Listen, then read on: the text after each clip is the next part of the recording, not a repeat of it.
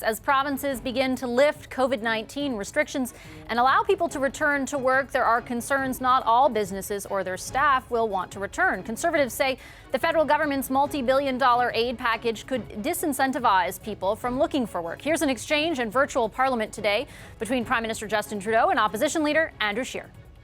In many cases, there's going to be a disincentive to reopen and put people back to work. So will the Prime Minister amend these programs to provide for more flexibility so that more and more Canadians can start to return to work in the weeks ahead? I am eager to be faced with the challenge of how to ease off in these measures so that people can get back to work. We are getting closer to that point, but we are not there yet. I hear the concerns that the Conservative Party has around disincentives. We are going to work with communities and with industry as we look to reopen to make sure that people have opportunities to work and are not penalized for it. But our overarching priority was allowing Canadians to be confident in their ability to stay home and care for their loved ones and buy groceries and pay their rent so we could keep safe during this pandemic. Canada now has more than 61,000 confirmed cases of COVID-19. Some provinces are still seeing a steady rise in case numbers. So is it too soon for the feds to scale back their emergency aid to individuals, or is now the right time? Conservative leader Andrew Scheer joins us to discuss from Ottawa. Hi, Mr. Scheer. Good to see you again. Good to see you too. Thanks. You heard today the Prime Minister say he's eager to ease off benefits once more of the economy is up and running again, but, quote, we're not there yet. Why do you believe the CERB should be changed now? Well, there are a number of programs that the government has put forward that are inflexible, that constrain what people and businesses are allowed to do. So it's not so much as a disincentive as it is a penalty for people who do go back to work or for businesses that open. For example, businesses need to have a 70% drop in revenue in order to qualify for the rent subsidy. As provinces lift restrictions and some retail stores reopen, they may only have a 40 or 50 or 60% decline in revenue. So what we're saying is let's make these programs more flexible to accommodate a gradual return to our economy opening. On the wage subsidy program, I take your point there, but on the CERB, what kind of flexibility are you looking for? What evidence do you have that Canadians need less financial help from the government? Well, again, this isn't about less. This is about allowing people to both claim the CERB and increase the number of hours that they work. Right now, if someone earns $1,001, that $1 over 1,000, they lose the entire $2,000 emergency response benefit. We know, we're being told that provinces are going to gradually lift restrictions. For example, we get to the point where restaurants are going to be allowed to open. Most people are talking about restaurants opening in a limited capacity with a reduced number of customers that they're allowed to serve. So we're going to see a phasing in of economic activity. So what we're saying is let's make these programs more flexible so that there's more of a gradual reduction in benefits as people earn more, so they're not penalized for working that extra hour, that extra shift, so that they're both able to work more and receive a part of their emergency benefits. But are you arguing for them to keep the full amount of the CERB and still work and make above $1,000? My understanding was you're arguing for sort of a phasing down of the amount the government gives as they earn more money. What we're talking about is a progressive approach where it's phased in over time, sort of where as people work more and more, that they're not penalized dollar for dollar, so that they never get to the point where they're worse off for having worked. We'll be proposing more specific solutions to that. But as you heard from the Prime Minister today, the problem that we're facing is that this government is very slow to make these changes. We've been calling for example, changes to the wage subsidy program, the business supports. It's taking weeks and weeks after the government announces these programs. It's taking weeks for them to make these types of modifications and changes. So we believe that now, as provinces are starting to present plans to gradually reopen the economy, to lift some of these restrictions, that it's appropriate to start having these conversations now, because what we don't want to see are stores that have to stay closed because they don't qualify for additional supports, or that their staff feels like they're in a position where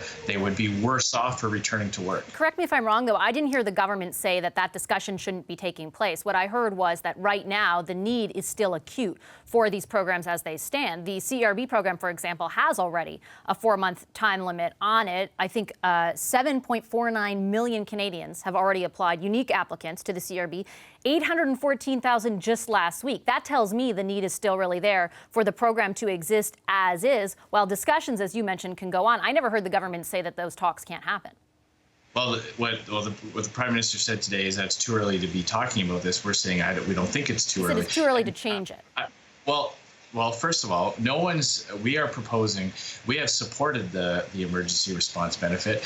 No one is proposing taking that away. No one is proposing reducing that. What we're saying is that even now there are businesses that have remained open, that have struggled to stay open, that have found new ways to provide products to their customers or services to their customers. And we're hearing from those businesses that they would like to see a more flexible approach to these programs. We're hearing from people who are still picking up shifts and hours, for example, in grocery stores that have remained open and with extended hours. But they're feeling like if they take too many shifts, they're going to be worse off at the end of the month because they'll lose the emergency response benefit. So we're actually calling for this benefit to be more generous, to be more flexible, to allow people to work more while still qualifying for at least part of that benefit. We believe that even now there are people who are being forced to choose between losing their entire benefit and picking up some shifts. There's no reason for the government to be that restrictive on it, for this program to be that inflexible. I'm glad that you're clarifying, because I have to tell you, we tweeted an extended clip of what you said yesterday when you first proposed this.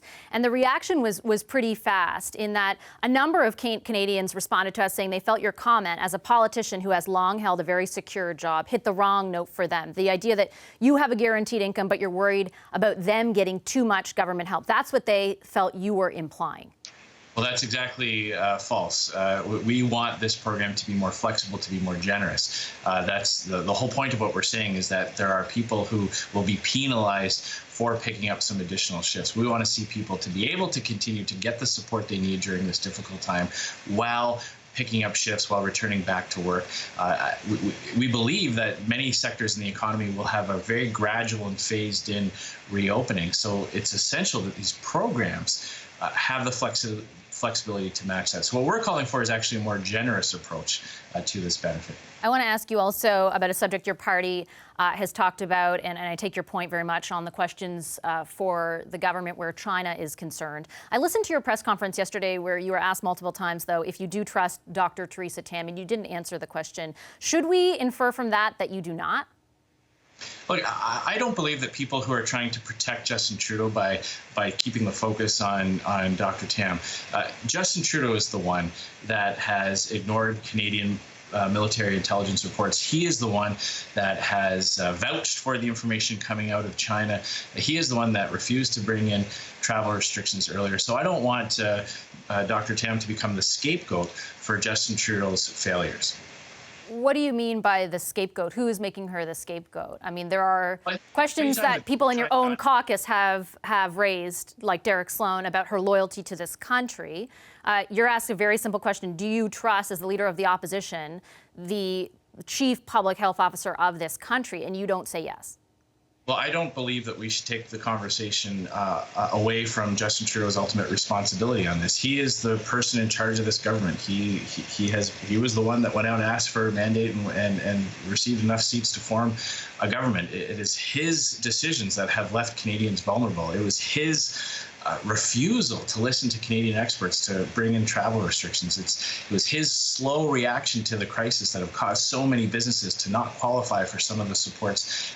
So we're holding Justin Trudeau to account. That's going to continue to be our focus. And I know there may be some who want to protect him by taking the conversation to other people or other decisions. But my job is to hold Justin Trudeau accountable for his failures and his mistakes. What about the people in your own caucus? As I mentioned, Mr. Sloan, who's also running for the leadership to replace you, questioned Dr. Tam's loyalty to Canada. You eventually did condemn those remarks, and you said nobody should question her loyalty to this country. Have you spoken to Mr. Sloan about what he alleged? Look, we've, as you point out, I made it clear that I don't think we should be questioning the loyalty of people who ultimately make these decisions. We can ask the government why they made the decisions they did and why they didn't make other decisions. I think that's entirely appropriate. So we're going to keep our focus on Mr. Trudeau's handling of this. He's the Prime Minister. He's the one in charge. He's the one that has to ultimately answer for his approach. Have you spoken to Mr. Sloan about his comments?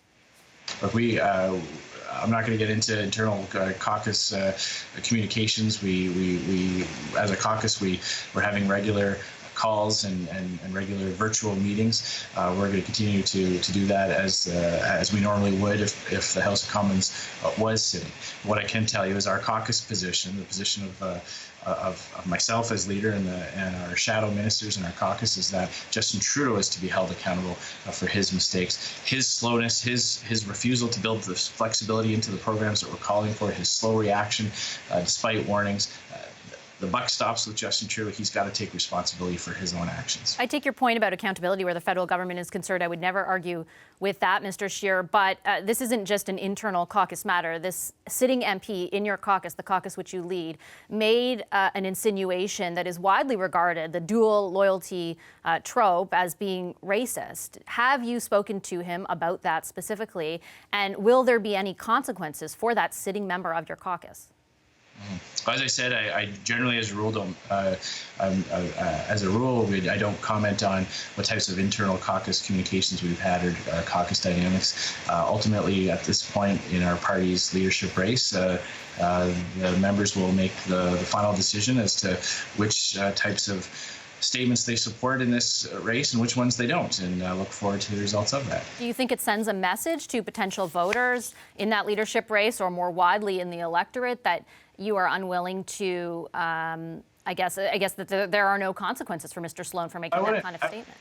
I don't think you should put those types of words in my mouth, Vashi. And as I said, I made it very clear what my position was, what the position of the party is. I don't think it's appropriate to call out people's loyalty or to question people's loyalty.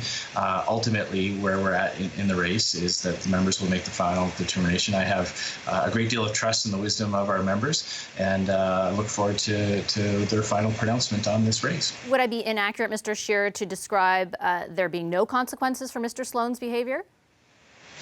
I'm not going to comment on internal caucus dynamics.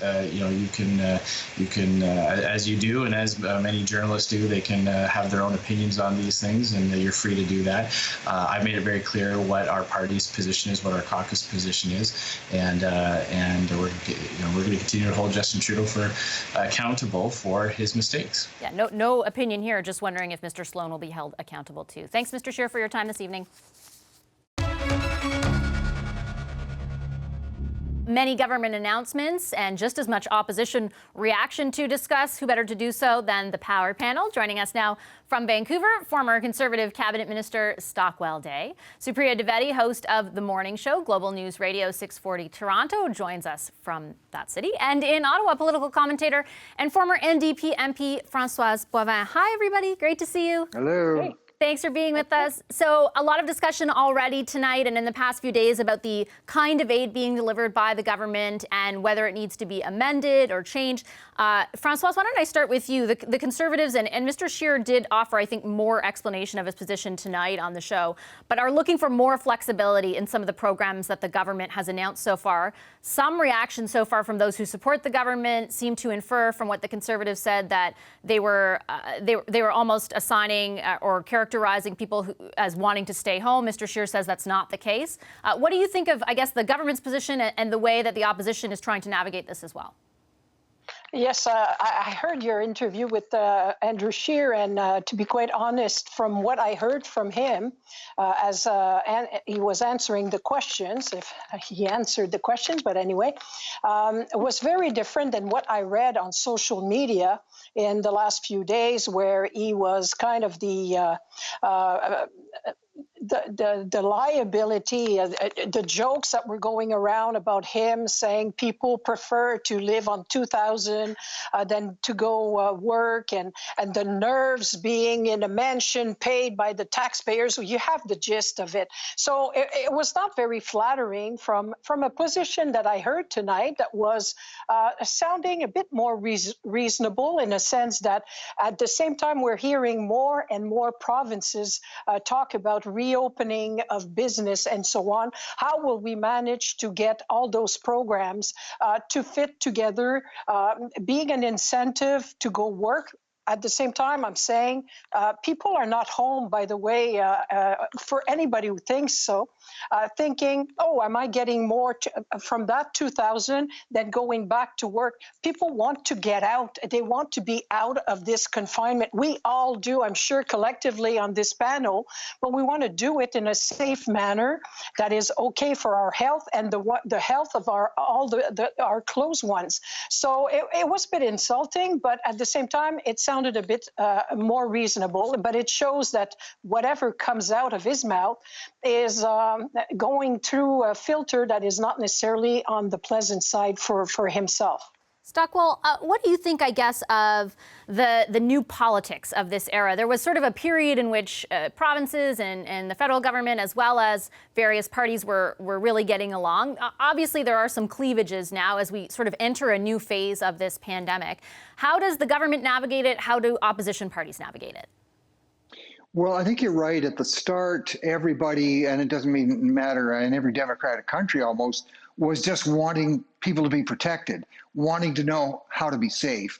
And what we've got to keep in mind, partisanship should drop somewhat in this particular period. I don't think there's one leader anywhere in the democratic world who is enjoying this or who wants to see people get hurt. Everybody wants to see improvement. So we see there's some support there. At the same time, there needs to be the ability to question certain programs, to question certain announcements, but not to do it to try to make political gain. So in this particular case, when we're talking about giving people backup resources, some money to survive, it's governments who have shut the economy down. So unfortunately, government is on the hook to make sure people are cared for. I will say in this case with our government, and you mentioned this, the $2,000 program, from what I'm hearing, it's been very efficient in terms of getting funds to people quickly. So I'm going to give them points for that. And I believe they're trying, and they're trying to do their best. But that doesn't mean just because we're all working together until we get out of this thing, it doesn't mean there shouldn't be analysis and there shouldn't be criticism of government. And that's the problem we've got when we don't have some kind of a regular session going on, like in Parliament. It's very nice that the Prime Minister has the daily meeting in front of the cottage with the media. There's a nice warmth to that. But there needs to be some ability to legitimately question programming and what we're doing, but not to do it in a partisan way. This problem is too big. People's lives are at stakes. So you have to have the way to get meaningful feedback from the opposition, not just from media, but from the opposition, to hold the government to account, but in a way that's saying, are we doing this best? Have you considered this? Have you considered that? Some of the laws, some of the rules that go out, people are starting to question. People are getting frustrated to say you can't go into a park or out in the sunshine. That just doesn't make sense medically or scientifically. So people should be able to question these things. But for now, I do believe government is trying, but they also have to be subject to sincere and, in fact, vigorous questioning from others who are wondering if things could be done better. It's an interesting point, Supriya, because we do have, for example, virtual parliament, like a committee today, in-person, reduced number of MPs tomorrow. But there is, some discussion about, well, what does that look like more permanently? Does it have to be expanded going forward when things are, in this middle ground that we're not in the most acute part of this pandemic, but also not on the other side of it? What do you think? Yeah, I mean, that's a really good point. But to Stockwell's point that he just made about parks, unless we're talking about federally controlled parks, that would generally be a municipal jurisdiction, and which is why you see such variation across the country, because different municipalities have been dealing with this differently. I do agree that, once upon a time at the start of this whole thing, which seems like a gajillion years ago, it seemed as though partisanship was put aside. And frankly, I think that's what Canadians wanted. I think there's a way to hold the government to account, though, without still sounding like you are making Facebook memes for the before times, right? And I think that's what the trap that unfortunately Andrew Scheer has sort of fallen into, questioning initially on social media, whether or not people are just sort of twiddling their thumbs on CERB. I think it was David Cochran, the CBC's David Cochran, who first pointed it out, that the CERB works out to about $12.50 an hour. So, unless Andrew Scheer thinks the vast majority of Canadians are making that much and they like staying home, I don't really see what his point was. I think Steve Del Duca here in Ontario has done a pretty good job of making, his positions known, contrasting it with the government, asking questions, in releases that he's been putting out without sounding like a partisan hack. Because quite honestly, and we see this with polling across the country, irrespective of who the leader is, whether it's federal or provincial, people right now are rallying around governments because people are counting on their governments to keep them safe right now. It's interesting also on the point that you make, Supriya, and Francoise mentioned this, but the social media presentation of so much of this stuff ends up being a lot different than what people say in real life. Like the way Mr. Scheer explained it today, Francoise, was not to take away the amount of support that people have, but to sort of make it whole if they decide to go back to work. I think most Canadians would find that reasonable, but the inference that was made prior to that was almost along the lines of, people don't want to go to work because they can access the CERB. That's not, in fact, what he said at all tonight. Exactly. But at the same time, it's a lesson for them. At the same time, I'm not so sure that it's not done on purpose because it's a different tool. When they're talking to a newscast that is from ocean to ocean to ocean, when he answers your questions versus on the Twitter where it's a certain crowd, the message seems sometimes not exactly the same. So it's more harsh. I find on Twitter, as an example, you just write a simple phrase and it automatically you get the trolls from one side or the other or the attack. We all know what you mean, yes. We're all subject to those, but it's absolutely incredible. And it goes back to one of the points Stockwell was making, and that is, at this point in time, a bit scaring me in a sense that it's as if Canadians are losing all their sense of not a criticism in a sense of being nasty and so on, but just to question. And it's important that we question what our officials, our governments, our opposition, and so on are doing without being labeled the worst person on earth. There's sometimes no ulterior motives, but those political parties, and I've said that time and time again on your show, are kind of the victim of their own actions because they are aggressive on Twitter. They are stating in a few letters the number of characters they're entitled to, certain message, and then they have to do the tour of all the different news show to explain what they were saying and say that's not exactly what they wanted to say, but the message is still there. It's going to be used, if not now, later on during a campaign. Stockwell, to your point of being able to question without the sort of level of partisanship that predated the pandemic, what do you think it all means for the Conservative leadership race? Well, it makes it tough. I'm watching what the various candidates are saying. There's some great candidates out there. So they're trying to get out their individual messages in terms of what their policy would be for this or for that. But it's tough to get attention, as you know, really on any particular item. One of the things that is working, I think, in the favor of the candidates on the flip side of that is everybody's at home. And so, you can reach them. You can set up your Zoom meetings. You can get your messages across. But it's tough for them to break through when there's so much going on. But you can see, and I've noticed with some of them, they are measured in saying, here's what I would be doing, here's what I would suggest. And actually, I've noticed there's a bit of a modifying tone with some of them. They're saying their stuff carefully. So that's the challenge they've got. You also don't want to look like you're just rolling over because, the COVID-19, everything's upon us and it's a tense time. And you don't want to be seen as being critical. But yes, there is a time for constructive criticism. It has to be allowed. And I've been saying, and I think you've noticed for about a month, there has to be some kind of a daily accountability of the government by elected members. I appreciate the hard work all these health officials are doing, but their stance has changed on a number of issues from the start of this till now. And again, that's understandable because data has been something that's missing. and something not getting commented on. So that daily accountability is something that is not happening. People are, I believe, getting frustrated by it. And in some cases, that frustration comes out in the various universes like Twitter. Supriya, what do you think? Yeah, look, I don't discount what Stockwell is saying. I think he makes a couple of good points. I would quibble with whether or not candidates are actually coming out and seem to be giving themselves a good look for Canadians. I think a lot of it has been lacking, and I think, quite honestly, the Conservatives are in a bit of a tough boat, right? There are no libertarians in a pandemic. It's very hard to argue for slashing budgets and for limited government when everybody right now is almost wholly dependent on governments, and we've seen what slashing public health budgets can do. And I realize that's a provincial jurisdiction, but I mean, if you're going to go forward right now and start talking about usual Conservative talking points, like bringing down the deficit, I don't know if Canadians are, as a whole, all that concerned right now when they're not sure whether or not there's going to be a job for them, when they're not sure what their job markets is going to look like for their kids. And quite frankly, when they're really concerned about the timeline of a vaccine and the rollout of a vaccine, or,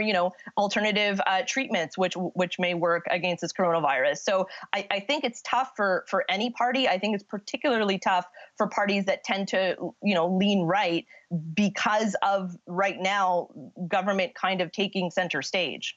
Well, speaking, but just to Supriya's point, if I can, remember when the Prime Minister did have the first opportunity to come back, and they had to pass some things through, quite rightly, to get things moving, but they actually tried to get something through that said they could go 21 months without being subject to parliamentary overview. So, some things are kind of revealing too. In those moments where you have the opportunity to use incredible power, will you seize it? And there was an attempt to seize it. Now, I don't think that's wrong or ignoring the terrible situation we're in and people's lives being lost and at risk, to raise the point that just about a month ago, we had a government actually try and pass something to take power, unquestioned power, for 21 months. So these are things people have to weigh out on the political side, while still saying we've got to find a solution to keep people safe and healthy. It's interesting. I'll give you the last word, Françoise, but also if I think back to all the measures that the government has introduced, actually, if you take the politics out of it, there have been a lot of sort of constructive conversations between all the parties that have eventually improved what's been put forth, the aid measures that have been put forth. So I don't know if that's an argument necessarily for daily accountability. Probably that can be made, but I think it is an argument for at least the political system as it exists right now, providing some good results for Canadians. Well, I'll give them good marks for that. I'll put the partisanship, and I have none, to be quite frank, on the issue. I'm always wary, though, because when you're more reactionary than action planning, and it's like some group talk about something, the next day it's going to be part of the press conference. If they need to go to Parliament because they have to by law to do so, they will try. They have a very, I'd say, easy partner with the Bloc Québécois so far, so they know that. So they can play their hands accordingly. But at the same time, I do think we need check and balance. It might not be sexy to talk about it, but it will come back to haunt us in the years to come. And I remember too well the 1990s. If you thought that it was hard, wait till you see the 2020s and 30s. It's going to be not necessarily very easy for Canada. So I kind of appreciate that the other parties can and do that check and balance, because too much power in the hands of one group of people can be dangerous, and not necessarily in bad faith before all liberals come and kill me, but just because sometimes we tend to want to take the easiest route, but the easiest route without somebody looking with a different set of eyes. Not every political parties look at measures in the same way, and it's a good thing, contrary to what some people think, to kind of have that balance. So anyway, so far so good, and hopefully we can all get normal in some aspect. Well, Power Panel is normal again, so I look forward to seeing you guys again next week. I've got to cut this short to head over to Alberta for a live update from the provincial health officer there. But thanks so much to all three of you for your time tonight. Thanks to Supriya Dwivedi, Stockwell Day, and Françoise Boivin. Hi, I'm Vashi Capellos, host of Power in Politics. See more of our show by subscribing to the CBC News channel or click the link for another video.